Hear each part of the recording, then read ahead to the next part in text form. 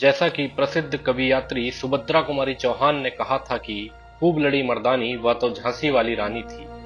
हम सभी महान रानी लक्ष्मीबाई से प्रेरणा लेते हैं। अनअकैडमी पीएससी बेसिक्स में मैं अंशुल तिवारी आपका स्वागत करता हूं। आज हम रानी लक्ष्मीबाई के बारे में चर्चा करेंगे, महान स्वतंत्रता सेनानी जिनके बारे में हम सभी ने बचपन से सुना है। झांसी की मराठा रियासत की महारानी रानी लक्ष्मीबाई का जन्म 19 नवंबर 1828 को वाराणसी शहर में मोरोपंत तांबे और भागीरथी बाई तांबे के एक मराठी परिवार में हुआ। उनका नाम मणिकर्णिका तांबे रखा गया और उनका उपनाम मनु रखा गया। उनका परिवार महाराष्ट्र के जलगांव के परोला का रहने वाला हुआ करता था। लक्ष्मीबाई के पिता की बात करें तो लक्ष्मीबाई के पिता मोरोपंत तांबे कल्याण प्रांत के कमांडर थे, जहां उन्होंने बिठूर जिले के पेशवा बाजीराव द्वितीय के लिए काम किया। पेशवा बाजीराव द्वितीय ने युद्ध में कई हार झेलने के बाद अंग्रेजों के सामने आत्मसमर्पण कर दिया और वार्षिक पेंशन के साथ सेवानिवृत्त होने के लिए सहमत हुए। लोग रानी लक्ष्मीबाई को प्यार से छबीली कहा करते थे। उन्होंने अपनी शिक्षा घर पर ही प्राप्त करी, जिसमें पढ़ने लिखने के अलावा निशानेबाजी, घुड़सवारी, तलवारबाजी और मलखम आदि शामिल थे। पढ़ाई और प्रशिक्षण के दौरान उनके बचपन के दोस्त नाना साहेब और तात्या टोपो ने भी उनकी साथ निभाया। अगर हम बात करें रानी लक्ष्मीबाई के घोड़ों के, तो रानी लक्ष्मीबाई के घोड़ों का नाम सारंगी, पवन और बादल था।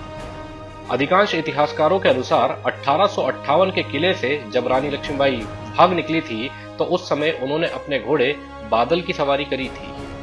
मणिकर्णिका का विवाह गंगाधर राव नेवलकर से हुआ, जो झांसी के महाराजा थे। झांसी उत्तर भारत में मराठा साम्राज्य के एक जागीरदार राज्य में स्थित था। वह झांसी के 5वें राजा थे। वह एक मराठा थे, रघुनाथ राव हरि नेवलकर के वंशज थे और शिवराज भाऊ के पुत्र थे। मई 1842 में मराठा शासन के तहत रघुनाथ राव हरि नेवलकर झांसी के पहले राज्यपाल नियुक्त करे गए। महिलाओं को एक नया नाम दिए जाने की महाराष्ट्रीयन परंपरा के अनुसार शादी के बाद मणिकर्णिका का नाम बदलकर लक्ष्मीबाई कर दिया गया। मणिकर्णिका ने सितंबर 1851 में एक लड़के को जन्म दिया, जिसका नाम दामोदर राव रखा गया, पर जन्म के 4 महीने बाद ही उनकी मृत्यु हो गई, जिसके बाद महाराजा ने गंगाधर राव के चचेरे भाई आनंद राव के बेटे को गोद ले लिया। महाराजा की मृत्यु के एक दिन पहले उनका नाम बदलकर दामोदर राव कर दिया गया। एक ब्रिटिश अधिकारी की उपस्थिति में गोद लेने की यह पूरी प्रक्रिया जो है संपन्न होती है। ब्रिटिश अधिकारियों को महाराजा ने एक पत्र द्वारा निमंत्रण दिया था, जिसमें निर्देश दिया गया था कि बच्चे के साथ सम्मान के साथ पेश आया जाए और झांसी को जीवन भर के लिए लक्ष्मीबाई को दिया जाए। नवंबर 1853 में जब महाराजा की मृत्यु हो गई तो गवर्नर जनरल लॉर्ड डलहौजी के अधीन ब्रिटिश ईस्ट इंडिया कंपनी ने गोद लिए हुए बेटे दामोदर राव के सिंहासन के दावे को खारिज कर दिया और राज्य को अपने क्षेत्रों में शामिल करने के लिए हड़प नीति को लागू कर दिया। जब रानी लक्ष्मीबाई को इसकी सूचना मिली तो उन्होंने कहा, मैं अपनी झांसी नहीं दूंगी। मार्च 1854 में रानी लक्ष्मीबाई को 60,000 रुपए की वार्षिक पेंशन दी गई और उन्हें किला छोड़ने का आदेश अंग्रेज सरकार ने सुना दिया। झांसी के राज्य हरण के बाद लक्ष्मीबाई को किला छोड़कर सिटी पैलेस में जाना पड़ा। अपने राज्य से निकाल दिए जाने का अपमान सहते हुए रानी लक्ष्मीबाई को कुछ समय चुपचाप बैठना पड़ा, पर जब 1857 का विद्रोह पूरे भारत में हुआ तो 5 जून 1857 को झांसी में भी एक सैनिक विद्रोह हुआ। ऐसी स्थिति में रानी लक्ष्मीबाई अंग्रेजों की अनुमति का इंतजार किए बिना ही किले में रहने चली गई। बाद में 22 जुलाई 1857 को अंग्रेजों ने रानी को झांसी की बागडोर संभालने के लिए कहा। इस परिस्थिति में रानी को फिर से चुना गया, लेकिन परंतु खजाना खाली था और जनशक्ति का भारी अभाव था। लोगों के मन में असुरक्षा थी, भविष्य का डर था, फिर भी लक्ष्मीबाई ने स्थिति को मजबूती से संभाला। लक्ष्मीबाई ने उन लोगों को वापस बुलाया जिन पर उन्हें भरोसा था और उन्हें अधिकार के कुछ पद दिए। दीवान लक्ष्मण राव को प्रधानमंत्री बनाया गया, जबकि उनके पिता मोरोपंत तांबे को कोषाध्यक्ष बनाया गया। भोलानाथ और खुदाबख्श को सेना और हथियार इकट्ठा करने का काम दिया गया। विद्रोही ठाकुर ने रणनीतिक रूप से लक्ष्मीबाई का साथ दिया और वे राज्य के सलाहकार बोर्ड में शामिल हो गए।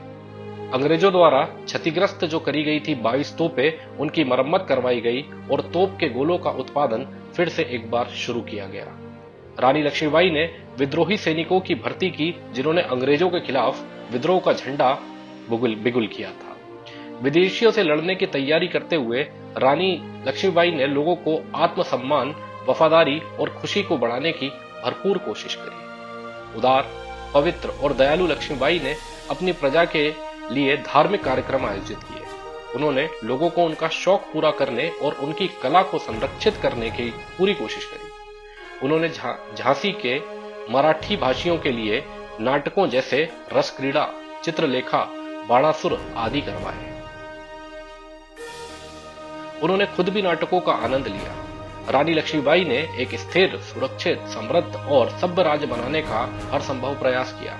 इससे रानी लक्ष्मीबाई और झांसी के लोगों में एक मजबूत संबंध जो है वो स्थापित हुए।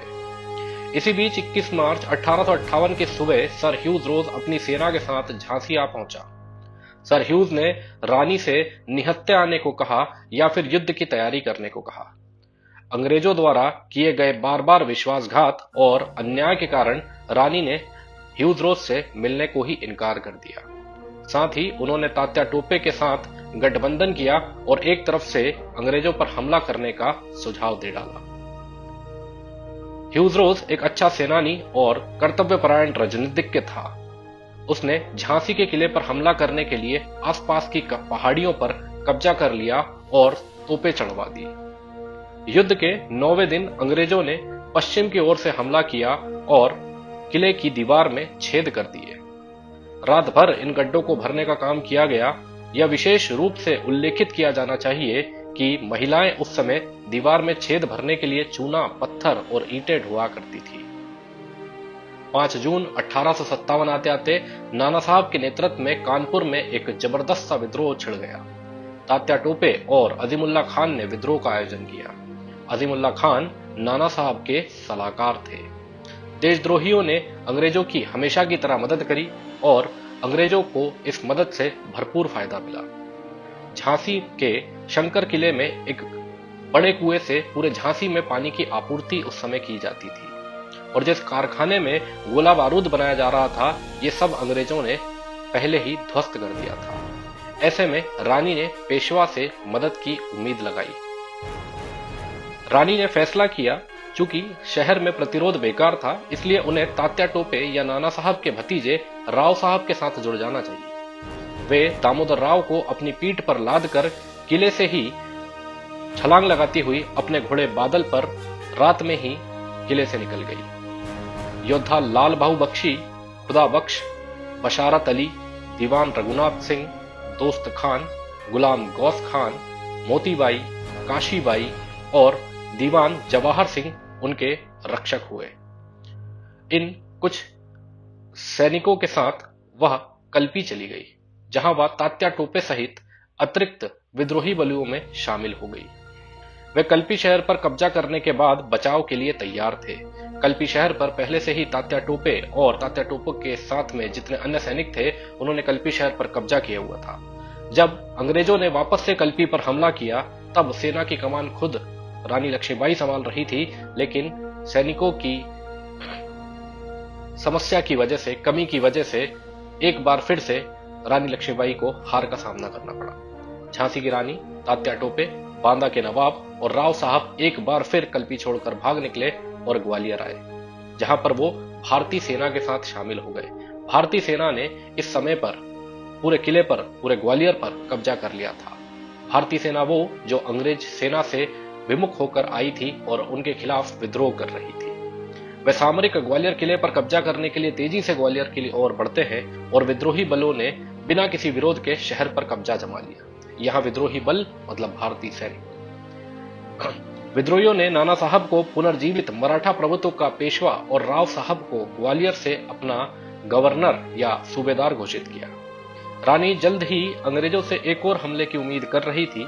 हालांकि वह अन्य विद्रोही नेताओं को ग्वालियर की रक्षा करने के लिए तैयार करने में असमर्थ रही। जनरल ह्यूज रोज की सेना ने एक सफल हमला किया और 16 जून को मोरार पर अपना कब्जा स्थापित कर लिया। ग्वालियर के फूलबाग के पास 17 जून को कोटा की सराय में कैप्टन हेनेस के नेतृत्व में एक स्क्वाड्रन और रानी लक्ष्मीबाई की सेना के बीच में एक भीषण युद्ध हुआ। इस लड़ाई में 5000 से ज्यादा भारतीय सैनिकों ने अपने प्राणों की आहुति दे दी। रानी लक्ष्मीबाई भी इसी युद्ध के दौरान भीषण रूप से घायल हो गई और सड़क के किनारे लहूलुहान बैठी थी। रानी लक्ष्मीबाई की नजर उस सिपाही पर पड़ी जिस सिपाही ने उन पर गोली चलाई थी। रानी लक्ष्मीबाई ने पिस्तौल निकाली और उस सिपाही पर गोली चला दी। घुड़सवार सेना के नेता के रूप में तैयार हमारी महारानी लक्ष्मीबाई बुरी तरीके से घायल हो चुकी थी और जानती थी कि जल्द ही उनकी मौत हो जाएगी। चूंकि वह नहीं चाहती थी कि अंग्रेज उनके शरीर पर कब्जा करे, इसीलिए वहीं खड़े एक साधु से उन्होंने कहा कि मेरी अंत्योष्टि कर दी जाए। लेकिन साधु ने तो नहीं किया। कुछ स्थानीय लोगों ने जब रानी लक्ष्मीबाई का देहांत हो गया तो उनके शव का अंतिम संस्कार किया। 1857 के विद्रोह को प्रथम स्वतंत्रता संग्राम भी कहा जाता है। बिल्कुल सही। हालांकि यह असफल रहा, पर इसने ब्रिटिश राज के खिलाफ लड़ने के लिए हर भारतीय के दिल में एक आग पैदा कर दी। रानी लक्ष्मीबाई ने इस क्रांति में इतनी महत्वपूर्ण और प्रेरक भूमिका निभाई है कि उन्हें भारत के इतिहास में हमेशा याद किया जाएगा। एक ऐसी महिला जो इतने शक्तिशाली, संगठनात्मक और युद्ध कौशल के साथ युद्ध में वीरगति को प्राप्त हुई, ऐसी थी हमारी रानी लक्ष्मीबाई। ऐसे ही अन्य सुपर हीरोज की कहानी लेकर मैं फिर आपके सामने उपस्थित होऊंगा। तब तक के लिए जय हिंद, जय भारत।